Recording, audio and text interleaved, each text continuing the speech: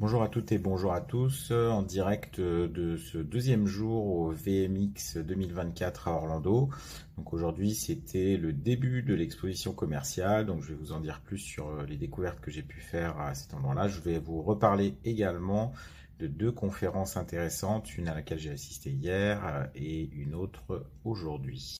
La première des conférences dont je voulais vous parler, c'est une conférence de Barry Kipperman, qui est un enseignant-chercheur à l'université de Davis en Californie, un enseignant-chercheur dans l'université vétérinaire et qui travaille sur les questions d'éthique. Il a fait des différentes publications sur l'impact des tarifs vétérinaires sur le bien-être des équipes soignantes vétérinaires et c'est assez passionnant. Là, ce qu'il nous a expliqué en quelques mots, c'est à quel point il y avait un impact ressenti par les équipes vétérinaires du fait de devoir être soumis et exposés à des limitations financières de la part des propriétaires d'animaux.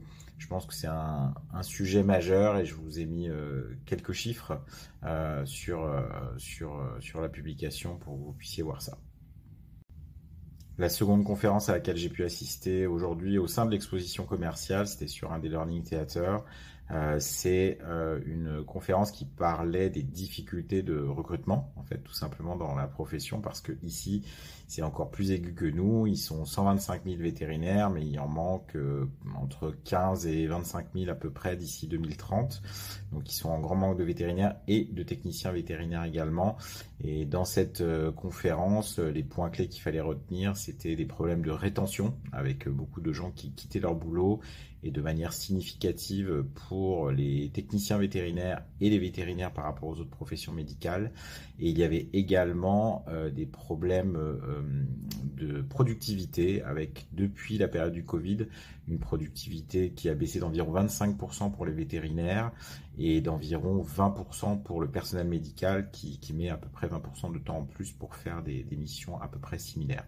Donc c'est ça qui explique aussi leurs grandes difficultés actuelles au niveau recrutement vétérinaire. La première des nouveautés, c'est peut-être la plus marquante, c'est le IDEXX InView, un nouvel appareil IDEXX qui va faire de la cytologie numérique. Alors vous me direz, quoi de neuf? Il y a déjà des concurrents comme le VetScan Imagist qui sont sur la même voie, ou d'autres d'ailleurs.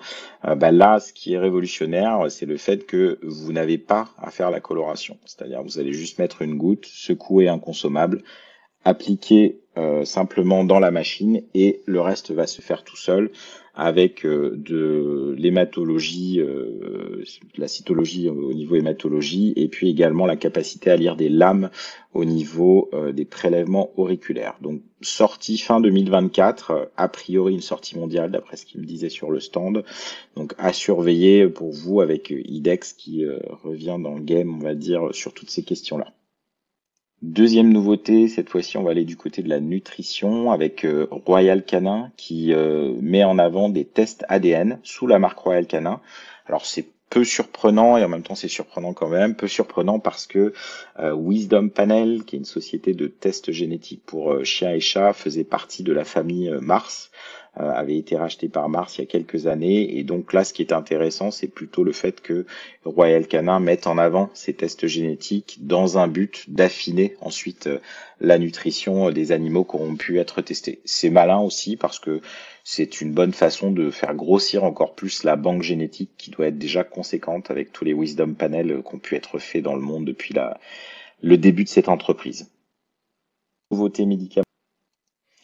Les trois nouveautés suivantes seront plutôt médicamenteuses. Vous avez Boehringer donc qui réannonçait le Senvelgo, donc qui est de la vélaglyphosine. Donc c'est assez révolutionnaire puisque c'est un produit pour lutter contre le diabète félin par voie orale, une fois par jour, sous forme liquide et appétante. Donc normalement, avec ce genre de produit, si tout fonctionne bien, il en sera fini des injections d'insuline et on devrait pouvoir soigner encore plus de chats diabétiques, ce qui malheureusement devrait arriver plutôt en quantité vu les problèmes d'obésité féline actuels et futurs. Menteuse dont je voulais vous parler, même si j'ai pas énormément d'infos dessus, c'est Elanco qui propose un anticorps monoclonal pour lutter contre la parvovirose. Alors, j'ai pas trop de détails techniques. La seule chose que j'ai trouvé marrante, c'est que vous avez au VMX un Puppy Playground qui est une aire de jeu pour des chiots qui vont être ensuite adoptés Et bah, fatalement, le sponsor de ce Puppy Playground, c'était Elanco et son anticorps monoclonal pour lutter contre la parvo. J'ai trouvé que c'était un placement de produit plutôt malin. Le dernier produit médicamenteux que j'ai repéré, que je trouve intéressant, c'est le Varanzin CA1. Je ne sais pas trop comment ça se prononce. C'est une molécule qui s'appelle le molidustat. Et cette molécule est intéressante puisqu'elle va permettre de lutter contre l'anémie chez les chats atteints de maladies rénales chroniques en favorisant la production endogène de PO. Là aussi, c'est un produit qui est plutôt cat-friendly dans sa formulation, puisqu'on a un traitement à raison de une fois par jour pendant 28 jours sous forme liquide. Donc là aussi, intéressant, et j'attends de voir quand est-ce que ça pourra sortir chez nous, parce que nos chats insuffisants rénaux seront contents de pouvoir disposer de ce type de produit. J'espère que ces petits résumés de conférences et ces découvertes de nouveautés médicamenteuses qui devraient nous changer peut-être la vie dans certains compartiments de notre exercice vétérinaire vous ont plu. Demain, troisième journée au VMX à Orlando et deuxième journée dans l'exposition. Ça tombe bien parce que j'en ai fait à peu près un tiers. Je vous rappelle, il y a plus de 700 exposants et 100 000 mètres carrés, donc ça fait pas mal de surface à couvrir pour être sûr de ne rien rater et pouvoir tout vous partager d'ici demain.